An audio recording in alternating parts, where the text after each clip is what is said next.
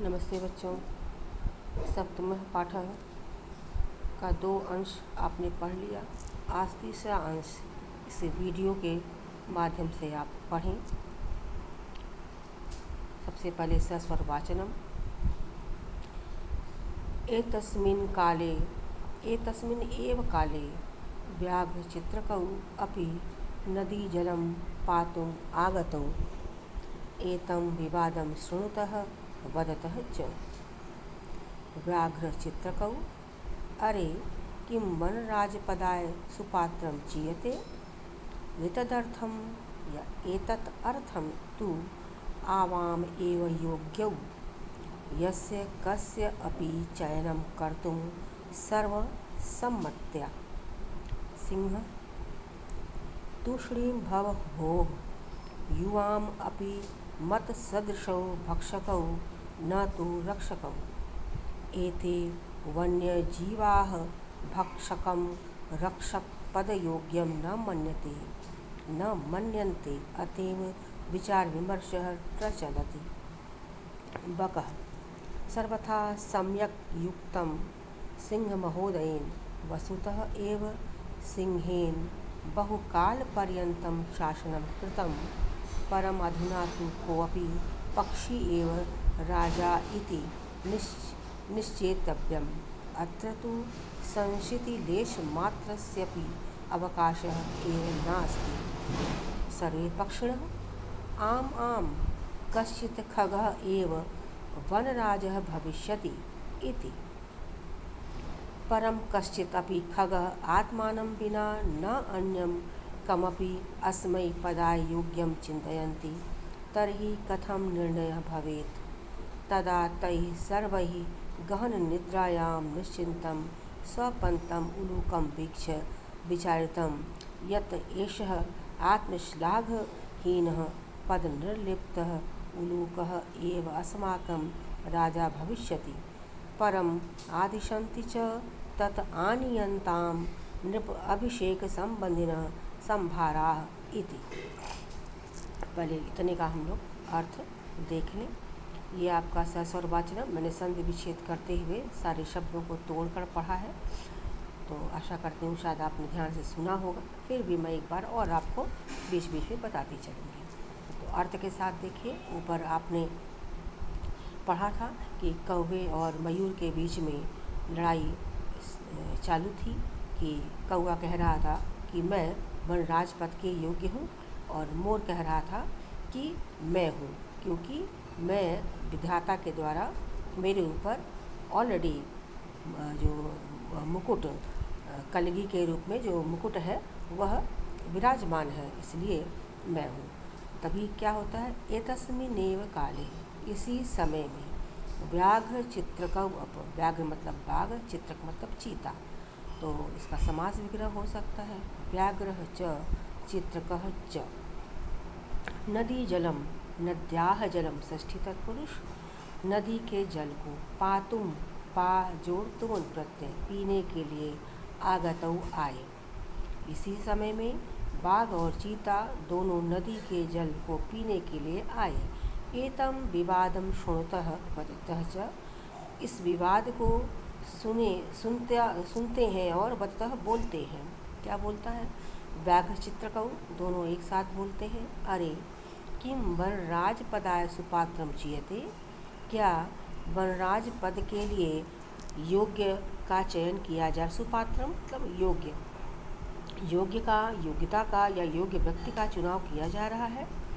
एतत् अर्थम तृतीय अक्षर का नियम है जशत्व संधि। एतत् जोड़ अर्थम, ये अच्छा है संधि विच्छेद के लिए बच्चों, इम्पोर्टेंट शब्द। एतत् जोड़ अर्थम, एतत् अर्थम, इसलिए ही तो आवाम योग्य, हम दोनों भी योग्य हैं। यस्य कस्यापि चयनं कर्तुं सर्वमत्या, जिस किसी का भी चयनं कर्तुं चुनाव किया जाए, सर्वमत्या सभी की मति से, सभी एक मत हों।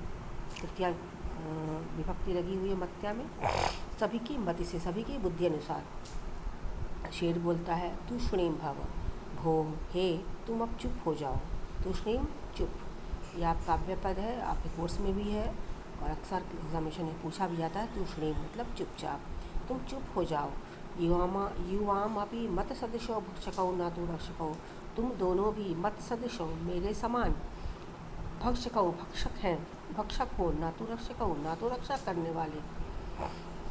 एते वन्य जीवा भक्षकम रक्षक परम योग्यम न मन्यते, ये वन के जो प्राणी हैं, वन से जीवा, वन के जो प्राणी, षष्ठी तत्पुरुष यहाँ भी भक्षकम भक्षक को रक्षक के पद के योग्य नहीं मानते। आते हैं विचार विमर्श प्रचलित, इसलिए ऐसा विचार विमर्श चल रहा है। बगुला बोलता है सर्वथा सम्यक युक्तम, सम्यक जोड़ युक्तम, यहाँ भी तृतीयाक्षर का नियम ऋषतो संधि है। सम्यक क हो जाएगा गा की जगह पे, जोड़ युक्तम, सम्यक मतलब उचितम, युक्तम मतलब कहा गया, सर्वथा उचित कहा गया। सिंह महोदयन, सिंह महोदय के द्वारा, वस्तुतः एव सिंहेन बहुकाल पर्यंतम शासनम कृतम, वास्तविक रूप में ये सिंह के द्वारा बहुत समय तक, पर्यंत मतलब तक होता है, बहुत समय तक शासनम कृतम शासन किया गया। परम अधुना तो को अभी पक्षी एव राजा इति निश्चेतव्यम, परंतु परम अधुना तो, परम अभी अब तो कोई भी पक्षी राजा हो, राजा इति यहाँ पर गुण स्वर संधि, राजा हो ऐसा निश्चित हो जाना चाहिए, निश्चेतव्यम निश्चित हो जाना चाहिए। अत्र तु संशिति लेश मात्रे सभी अवकाश न नास्ति, यहाँ पर तो तनिक भी, संशति थोड़ा सा भी, लेश मात्र थोड़ा सा भी, संशिति मतलब संदेह, लेश मात्र थोड़ा सा भी, यहाँ भी थोड़ा सा भी संदेह अवकाश नहीं है। यहाँ इस बात में थोड़ा सा भी तनिक भी संदेह नहीं है। सभी पक्षिण, सभी पक्षी एक साथ बोलते हैं उच्चई जोर से, आम आम हाँ हाँ, कश्चित खगः एव वनराजा भविष्यति, कोई पक्षी ही वनराज होगा। परम कश्चिदपि खगः आत्मानं विना नान्यं कमपि अस्मै पदा योग्यं चिन्तयन्ति, परंतु कोई भी पक्षी आत्मानं बिना, अपने बिना, न अन्यम कमपि दूसरे किसी को भी, अस्मै पदाय इस पद के लिए, योग्यम चिन्तयन्ति योग्य सोच रहा है। तर्हि कथम निर्णय भवेत्, तो कैसे निर्णय हो। तदा तैः सर्वैः गहन निद्रायां निश्चिंतम स्वपंतम उलूकम वीक्ष्य, उसी बीच सभी के द्वारा गहन निद्रायाम, घोर निद्रा में, सप्तमी लगी हुई है, निद्रायाम घोर निद्रा में, निश्चिंतम सोए हुए, स्वपंतम निश्चिंतम निश्चिंत होकर, स्वपंतम सोए हुए, उल्लूकम उल्लू को वीक्ष्य देख करके, विचारितम सोचा कि यत एषः आत्मश्लाघहीन, कि यह आत्मश्लाघ, आत्म प्रशंसा से, श्लाघ मतलब प्रशंसा, आत्म प्रशंसा से हीन, आत्मश्लाघेन हीन, जहाँ भी हीन हो आगे वाले पद में तृतीया लगती है, आत्मश्लाघेन हीन तृतीया तत्पुरुष हो गया। पद निर्लिप्त, पद के लालच से मुक्त, उलूकः एव, उल्लू ही अस्माकं राजा भविष्यति, हमारा राजा होगा। परस्परम आदिशन्ति च तत् आनीयताम, परस्पर और आपस में एक दूसरे को आदेश देते हैं। तदानीयताम, तत् जोड़ आनीयंताम, यहाँ भी तृतीय जशत्व संधि, तृतीय अक्षर का नियम, तत् जोड़ आनीयंताम, तो ले आओ, नृप अभिषेक संबंधी न संभारा मतलब सामान सामग्री, तो तब ले आओ राजा के अभिषेक संबंधी, संभारा मतलब सामग्री को। यहाँ तक आपने बच्चों पढ़ा। अब आप जो है इसका ग्रामर पद वैसे तो मैं बीच बीच में आपको बताती चली हूँ, फिर भी एक बार और आप ध्यान से देख लें।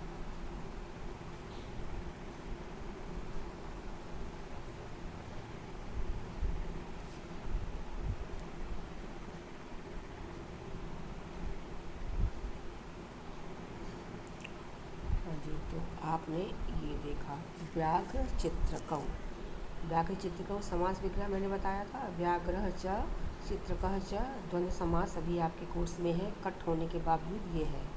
तो इम्पॉर्टेंट शब्द व्याघ्र च चित्रकः च द्वंद्व समास। फिर है ये वनराज पदाय, वनराजस्य पदाय,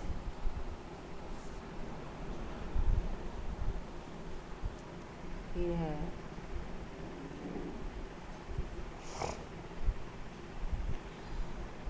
दूसरे में मैंने कहा था ये अव्यय पद इम्पॉर्टेंट है आपका, चुपचाप। वन्य जीवाह, इसका समास विग्रह होगा वन्यस्य जीवाः। भक्षकम भक्षणम करोति इति। रक्षकस्य पद योग्यम, यहाँ भी षष्ठी तत्पुरुष। संधि विच्छेद सम्यक जोड़ युक्तम।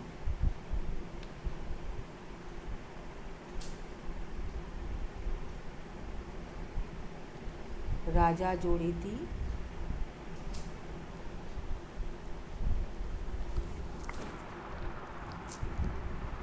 फिर है कश्चित जोड़ अपि, संधि विच्छेद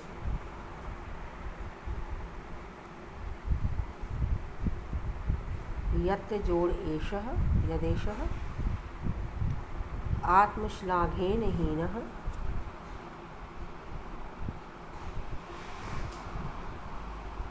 तत् आनीयन्ताम्। संभारः का पर्याय पद हो गया सामग्री।